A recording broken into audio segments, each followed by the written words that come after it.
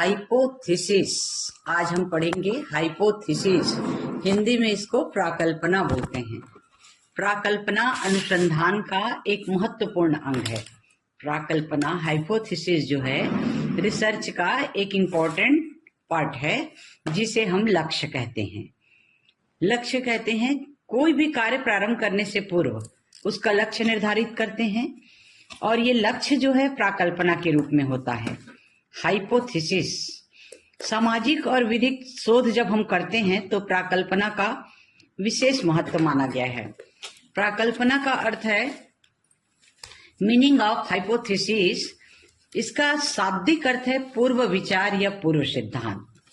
प्राकल्पना को इंग्लिश में हाइपोथेसिस कहते हैं। हाइपोथेसिस दो अलग अलग शब्दों से बना है। हाइपो का अर्थ है अपेक्षाकृत न्यून, थीसिस का अर्थ है विचार या आइडिया।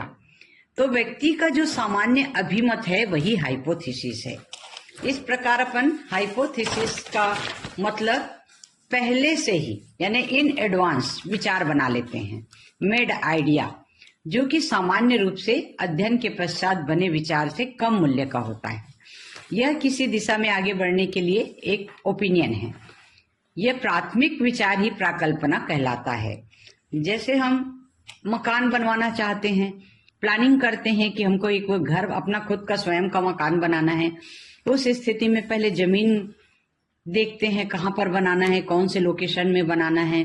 तो ये पूर्व में विचार करते हैं, विचार बनाते हैं। पहले से ही इन एडवांस अपन विचार करते हैं कि कहाँ पर जमीन लेना है और कैसे बनेगा, हमारा बजट उतना है कि नहीं। तो पहले हम जमीन का चुनाव करते हैं। तो इसी को हाइपोथेसिस के रूप में हम ले सकते हैं। मकान बनाने के पहले जमीन का चयन जरूरी है। उसी प्रकार हम किसी विषय पर, किसी सब्जेक्ट में हम रिसर्च करते हैं तो पहले सब्जेक्ट का चयन जरूरी है। कौन से सब्जेक्ट में हमको रिसर्च करना है, उस हिसाब से हम पूर्वानुमान करते हैं। पहले से इन एडवांस विचार बनाते हैं कि कौन से सब्जेक्ट में हमको जो रिसर्च करना है। तो यही हाइपोथेसिस कहलाता है।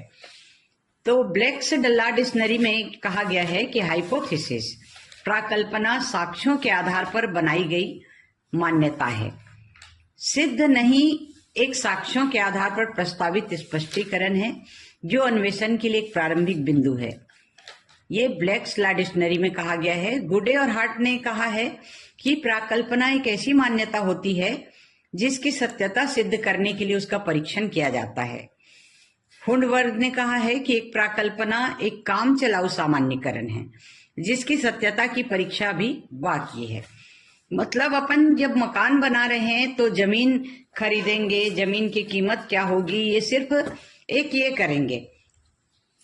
काम चलाऊ सामान्यीकरण मतलब थोड़ा सा आइडिया लेंगे, इन एडवांस अपन सोचेंगे कि 2 लाख तक जमीन आ जाएगी, 3 लाख तक आ जाएगी, मकान बनाने में उसमें 15 लाख खर्च आएगा। इस तरह हम ओपिनियन बनाएंगे, एक विचार बनाएंगे। तो यही हाइपोथेसिस की श्रेणी में आता है। पीवी यंग ने क्या कहा है कि कार्यवाहक विचार जो उपयोगी खोज का आधार बनता है, कार्यवाहक प्राकल्पना माना है इसको।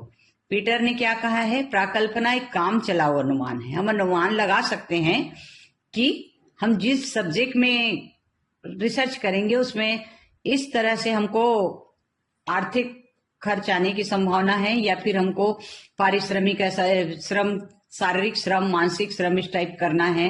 फील्ड में जाके उसका सर्वे करना है, इंटरव्यू लेना है, अवलोकन करना है। इस तरह अनुमान है। बोगार्ट्स ने कहा है कि एक प्राकल्पना एक प्रस्थापना है जिसका परीक्षण किया जाना है। टाउनसेंड ने कहा है कि प्राकल्पना अनुसंधान की समस्या के लिए सुझाया गया उत्तर है। लुंडवर्ग ने कहा है कि प्राकल्पना के बिना अनुसंधान करना एक प्रकार से अंधकार में छलांग लगाना है। यदि हम रिसर्च में प्राकल्पना को स्थान नहीं देंगे, हाइपोथेसिस को स्थान नहीं देंगे, तो हमारा रिसर्च कहीं से भी पूरा नहीं होगा। रिसर्च सब्जेक्ट चुनने से पहले हमको हाइपोथेसिस यानी अनुमान लगाना पड़ता है कि कैसे हम इस पे रिसर्च कर सकते हैं, हमको क्या क्या साधन इसकी आवश्यकता है। तो एक प्रकार से अंधकार में छलांग लगाना है बिना हाइपोथेसिस के। प्राकल्पना वैज्ञानिक पद्धति तथा सामाजिक एवं विधिक अनुसंधान के अध्ययन को निर्देशन, नियंत्रित और संचालित करता है। निर्देशित करता है, नियंत्रित करता है, संचालित करता है। कुल मिलाकर सर्वेक्षण और अनुसंधान में प्राकल्पना का महत्वपूर्ण योगदान रहता है। मान ने क्या कहा है? प्राकल्पना एक अस्थायी अनुमान है। अस्थायी अनुमान है, स्थायी तो हो ही नहीं सकता। अपन प्री प्लानिंग से कोई काम करते हैं तो अस्थायी रूप से ही अनुमान लगा सकते हैं। तो प्राकल्पना जो कारण है, प्रभाव के रूप में तथ्यों से संबंधित एक प्रस्थापना, विचार, अपरिपक्व सिद्धांत है जिसका परीक्षण द्वारा जांच किया जाना शेष है।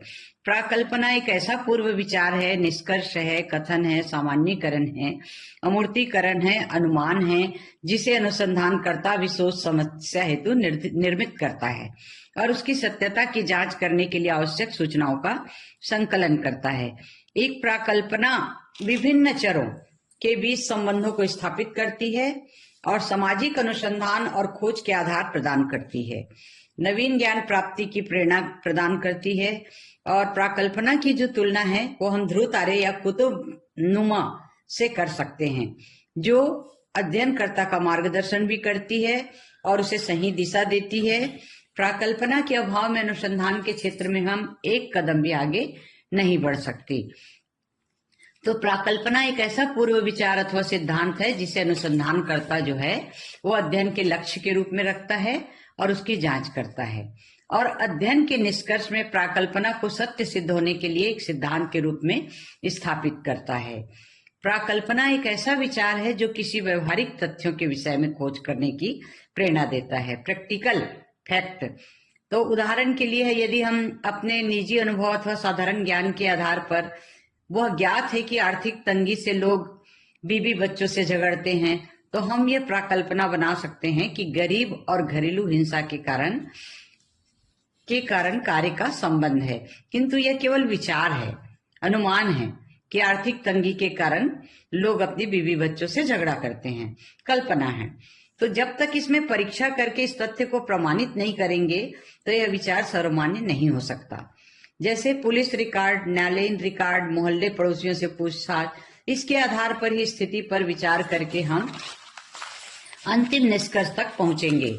यदि उपर्युक्त खोजों के आधार पर हम सिद्ध हो जाता है कि व्यक्ति आर्थिक तंगी के कारण ही बीवी बच्चों से काम करने और धन जुटाने को प्रेरित करता है और काम न होने पर घर से निकल जाने को कहता है, मारपीट करता है और हमारी प्राकल्पना सही है, अन्यथा उसे अस्वीकार कर देगा, तो इस प्रकार हम यह कह सकते हैं कि प्राकल्पना एक हमारी खोज का पूर्वानुमान है, अमूर्तीकरण, निष्कर्ष या सामान्यीकरण है जो शोधकर्ता शोध की समस्या के बारे में बनाता है। अब इसकी विशेषता क्या है? प्राकल्पना की पहली विशेषता है स्पष्टता, क्लियरिटी, एकदम क्लियर होना चाहिए। वैज्ञानिक पद्धति के लिए प्राकल्पना की स्पष्टता जरूरी है, हर दो दृष्टि से स्पष्ट होना चाहिए। कैसे दो दृष्टि से? पहला भाषा की दृष्टि से, दूसरा उपधारणा की दृष्टि से। तो भाषा अत्यंत सरल और सहज बोधगम्य होना चाहिए और समान अर्थ देने वाली भी होना चाहिए, जैसा हम सोच रहे हैं वही अर्थ मिलना चाहिए। तो इस प्रकार से विशिष्टता दूसरी विशेषता, इस विशिष्टता में क्या है? एक विशेषता होनी चाहिए, स्पेसिफिक होना चाहिए, अत्यंत बृहद और विस्तृत नहीं होना चाहिए। उपयोगी प्राकल्पना जो है सीमित होना चाहिए, विशिष्ट होना चाहिए और निश्चित पक्ष से संबंधित होना चाहिए। तीसरा है सरलता, सिंप्लिसिटी। सरलता, पीवी यंग ने कहा है कि व्यवहारिक एवं उत्तम प्राकल्पना में सीमित कारकों का अध्ययन किया जाना चाहिए, अनावश्यक रूप से कारकों को अनुसंधान में शामिल नहीं करना चाहिए और परिकल्पना को परीक्षण योग्य के साथ तर्कसंगत और सरलता का भी होना अनिवार्य है। तर्कसंगत, एकता और बोधगम्य सरलतम रूप में स्पष्ट होनी चाहिए।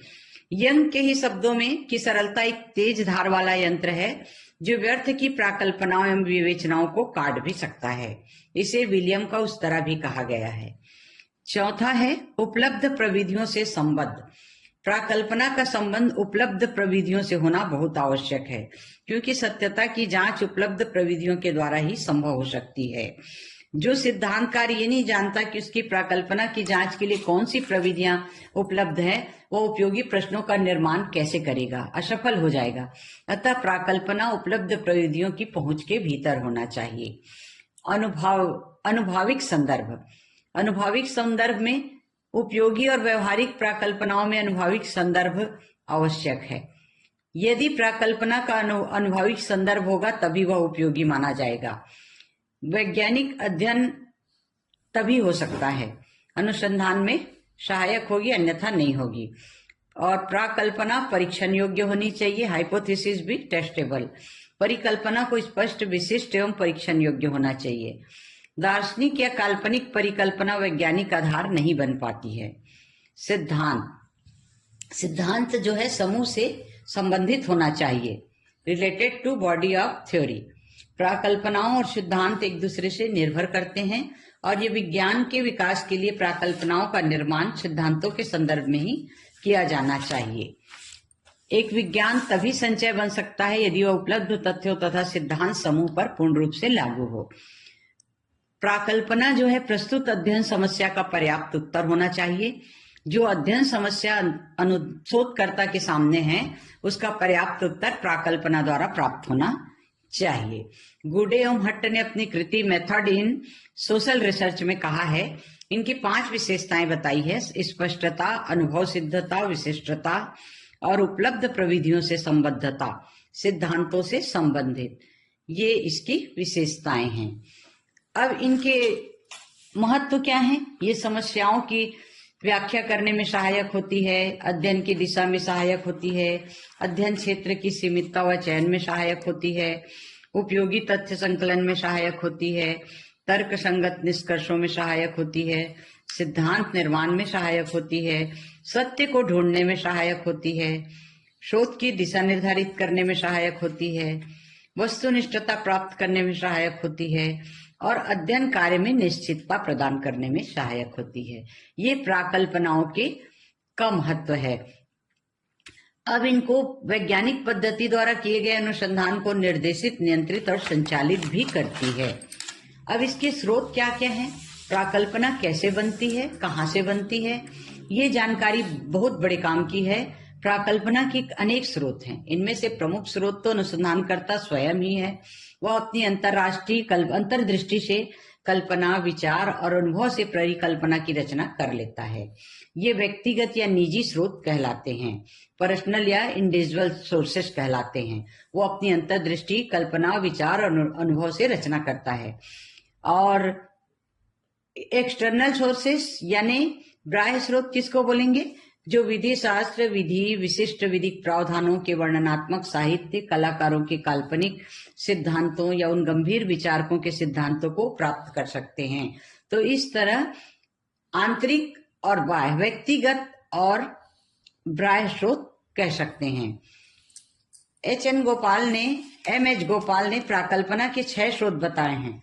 पहला सांस्कृतिक पर्यावरण, दूसरा लोक बुद्धि अथवा प्रचलित विश्वास एवं प्रथाएं, तीसरा विशेष विज्ञान, चौथा सादृश्यता, पांचवा स्वीकृत सिद्धांतों का अपवाद, छठवां व्यक्तिगत अनुभव एवं मौलिक प्रतिक्रियाएं। इस तरह ये 6 स्रोत बताए हैं। अब गुडे हार्ट ने प्राकल्पना के 4 स्रोत बताए हैं। वैज्ञानिक स्रोत, समरूपताएं, समानताएं, सामान्य संस्कृति, व्यक्तिगत अनुभव। तो इस तरह सामान्य संस्कृति में जनरल कल्चर क्या होता है? व्यक्तियों की गतिविधियों को समझने के लिए सबसे अच्छा तरीका है उनकी संस्कृति को समझना। व्यक्तियों का व्यवहार और उनका सामान्य चिंतन बहुत सीमा तक उनकी अपनी संस्कृति के अनुरूप ही होता है। अतः अधिकांश प्राकल्पनाओं का मूल स्रोत वह सामान्य संस्कृति होती है जिसमें वह विशिष्ट विज्ञान का विकास होता है। संस्कृति लोगों के विचारों, जीवन प्रणाली, मूल्यों को प्रभावित करती है और सांस्कृतिक मूल्य प्रत्यक्षतः शोधकर्ता की प्रेरणा बन जाते हैं। उदाहरण के लिए जैसे पश्चिमी संस्कृति के व्यक्तिगत सुख, भौतिकवाद, सामाजिक गतिशीलता, प्रतिस्पर्धा एवं संपन्नता आदि पर अधिक जोर दिया जाता है। जैसे भारतीय संस्कृति में दर्शन, आध्यात्मिकता, धर्म, संयुक्त परिवार, जाति प्रथा आदि का गहन प्रभाव दिखाई देता है। इस प्रकार अपनी सामान्य संस्कृति भी अनुसंधानकर्ता को प्राकल्पना के लिए स्रोत प्रदान करती है। वैज्ञानिक सिद्धांत जो समय समय पर वैज्ञानिकों द्वारा प्रस्तुत किए जाते हैं और कुछ कल्पना के स्रोत हो सकते हैं, तो उपकल्पनाओं का जन्म स्वयं विज्ञान में होता है। जो सिद्धांत तर्कपूर्ण एवं स्थायी महत्व के होते हैं वे प्राय प्राकल्पनाओं के स्रोत बन जाते हैं। एक शोधकर्ता जो है अपने अध्ययन के द्वारा नवीन सिद्धांतों की रचना नहीं करता, बल्कि नवीन परिस्थितियों में पहले से स्थापित सिद्धांतों का परीक्षण करता है। जैसे जाति प्रथा, भारत में जाति प्रथा की उत्पत्ति अध्ययन करने के लिए जाति प्रथा की उसके संबंधित सिद्धांतों का अध्ययन करना होगा, उसके लिए प्राकल्पनाएं बनाई होंगी। तो इसी प्रकार दुर्खीम का आत्महत्या का सिद्धांत है, थ्योरी ऑफ सुसाइड, इसका श्रेष्ठ उदाहरण है। क्योंकि जो सुसाइड करता है उसके कई ये होते हैं कारण होते हैं, प्रेम में असफलता, आर्थिक तंगी, कर्जे का बोझ, समाज में तिरस्कार, मानसिक तनाव, डिप्रेशन। इस प्रकार के आत्महत्या सामान्य सिद्धांत के आधार पर उसमें से किसी एक पक्ष से संबंधित नवीन प्राकल्पना बनाई जा सकती है। पुराने जो वैज्ञानिक सामान्यीकरण भी हैं उससे नवीन प्राकल्पनाएं जन्म लेती हैं। अतः वैज्ञानिक सिद्धांत प्राकल्पनाओं के प्रमुख स्रोत माने जाते हैं। सादृश्यताएं, समानताएं, जब कभी दो क्षेत्र में कुछ समानताएं, एकरूपताएं पाई जाती है तो इस आधार पर प्राकल्पनाओं का निर्माण कर लिया जाता है। कभी कभी दो तथ्य के मध्य समानता होती है जिससे नई उपकल्पना का जन्म होता है और इसकी प्रेरणा का कारण सादृश्यताएं होती है। तो जैसे पशु और मनुष्य, वनस्पति, मनुष्य, इसमें समरूपता की ओर संकेत करती है। जो घटनाएं एक ही अवसर पर एक ही समय पर विभिन्न स्थानों पर घटित होती है सादृश्यता की प्रकृति को बताती है। जैसे मनुष्य एवं पशुओं में समान होते हैं कुछ विशिष्ट व्यवहार जो हैं। पौधों में नर मादा का परस्पर संबंध व्यवहार भी स्त्री पुरुषों के पारस्परिक यौन संबंधों की ओर संकेत करता है। लुई पाश्चर ने बताया कि संक्रमित गाय को कभी चेचक नहीं होता और उसने मनुष्य के शरीर में चेचक के कीटाणु छोड़ने के लिए चेचक का अवरोध ज्ञात कर लिया। इसी प्रकार बहुत से ऐसे व्यवहार हैं जो मनुष्य और पशुओं में एक समान पाए जाते हैं। तो इस प्रकार मानव रोगों का उपचार करने के लिए पशु जीवन पर किए गए परीक्षण समरूपता की कल्पना के द्वारा ही संभव हो पाया है। चौथा, व्यक्तिगत अनुभव। व्यक्ति अपने स्वयं के विशिष्ट अनुभव से के आधार पर प्राकल्पना का निर्माण कर लेता है। जैसे न्यूटन का सिद्धांत, पेड़ से गिरने वाले सेब, एप्पल जो है उसको देखकर गुरुत्वाकर्षण के महान सिद्धांत की रचना कर डाली। इसी प्रकार डार्विन का जीवन संघर्ष का सिद्धांत है। ये व्यक्ति के जीवन क्षमता का सिद्धांत स्थापित करने के लिए अपने अनुभव के आधार पर प्राकल्पना का निर्माण करना पड़ा इनको। माल्थस ने जनसंख्या की तीव्र एवं खाद्य पदार्थों की धीमी वृद्धि का सिद्धांत और लोमराशो ने जन्मजात अपराधी का सिद्धांत, ये सब अपने अनुभव के आधार पर बनाया। तो जन्मजात अपराधी जो है अपनी शारीरिक विशेषताओं के कारण सामान्य व्यक्तियों से भिन्न होते हैं। और सर हर्बर्ट रिजले ने जनगणना के अधीक्षक के रूप में 1901 में जिस विशिष्ट ढंग से भारतीय जनता को देखा था उसके बारे में अनुभव प्राप्त किया, वह उसमें जाति के प्रजाति सिद्धांत की रचना कर डाली, रेशियल थ्योरी ऑफ कास्टेड, इसके लिए उपकल्पना की आधारशिला बनी। तो प्राकल्पनाओं का जो सबसे महत्वपूर्ण स्रोत है सिद्धांत। सिद्धांत हमारे चिंतन को दिशा देता है, वह हमें यह बताता है कि वह किसी भी व्याख्या के लिए कौन कौन से कारक महत्वपूर्ण हैं। हमारे संचित ज्ञान में विभिन्न सिद्धांत हैं जिसके आधार पर हम प्राकल्पना का निर्माण कर लेते हैं। और इसका दूसरा महत्वपूर्ण स्रोत है अध्ययन, अदर स्टडीज। अदर स्टडीज साहित्य है, कोई कविता है, कोई ये है, धर्म के लोग हैं जो आपस में कोई थ्योरी की रचना करते हैं। इस तरह से ये अदर स्टडीज में आता है। प्राकल्पनाओं के प्रकार है वर्णनात्मक और संबंधात्मक। वर्णनात्मक में इसमें जो घटित होने से संबंधित कारक रहते हैं उससे संबंधित प्रश्न रखे जाते हैं। इसमें विभिन्न कारकों के बीच विद्यमान संबंधों की खोज नहीं होती। जैसे हम प्राकल्पना बना लेते हैं कि भारत में ग्रामीण क्षेत्र में 30% व्यक्ति अशिक्षित हैं, तो ये वर्णनात्मक प्रकल्पना है। और संबंधात्मक में दो या दो से अधिक कारकों के मध्य आपस में रिलेशन हो जाता है जो कारणों और परिणामों के मध्य संबंध को संकेत देता है। तो ये संबंधात्मक परिकल्पना कही जाती है। जैसे आयु और मानसिक स्वास्थ्य में विरोधी संबंध होता है। जो जितने अधिक धनवान होते हैं वे जन कल्याण के लिए उतनी ही कम रुचि रखते हैं। इस प्रकार की प्राकल्पनाएं दो कारक विद्यमान हैं, मतलब जो धनवान होते हैं वो जन कल्याण में कम रुचि रखते हैं। ये परस्पर दोनों आपस में संबंधित हैं। आयु और मानसिक स्वास्थ्य और धनी होना और जन कल्याण में रुचि रखना। इसमें प्रथम प्रकार के कारक तथा आयु का होना, धनी होना जो कि कारण है, स्वतंत्र चर। इस प्रकार मानसिक स्वास्थ्य, जन कल्याण में रुचि रखना, निर्भर चर और आश्रित चर कहलाते हैं। तो ये हो गए इसके प्रकार। अनुभव पर आश्रित भी प्रकल्पनाएं होती है। मनुष्य के व्यक्तिगत जीवन या सामूहिक जीवन में जो उनको अनुभव प्राप्त होता है वो अनुभव आश्रित प्रकल्पनाएं कहलाती हैं। जैसे जिसके दांत छिद्रे होते हैं, घने नहीं होते हैं, वो मूर्ख कम होते हैं। और अनेकों बार ये और भी अनेकों जन होती है। जैसे किसी भी विचार को यदि अध्ययनकर्ता अपने अध्ययन के लिए चुन लेता है तो अनुभव आश्रित समानताओं के अस्तित्व में बतलाने वाली प्रकल्पनाएं कही जाती है। तार्किक संबंध को दर्शाने वाली तथ्यों को एकत्र करके उसमें तार्किक क्रम को आदर्श बनाकर एक सामान्यीकरण कर लिया जाता है। उसके आधार पर प्रकल्पनाएं बना ली जाती हैं। विश्लेषणात्मक मतलब एनालिसिस करके तर्कपूर्ण अंतर संबंधों को स्थापित करके, जैसे मानव स्वास्थ्य का ह्रास का संबंध पर्यावरण प्रदूषण से हो सकता है। मनुष्य का स्वास्थ्य दिनों दिन गिर रहा है, इसका कारण क्या है? पर्यावरण प्रदूषण है।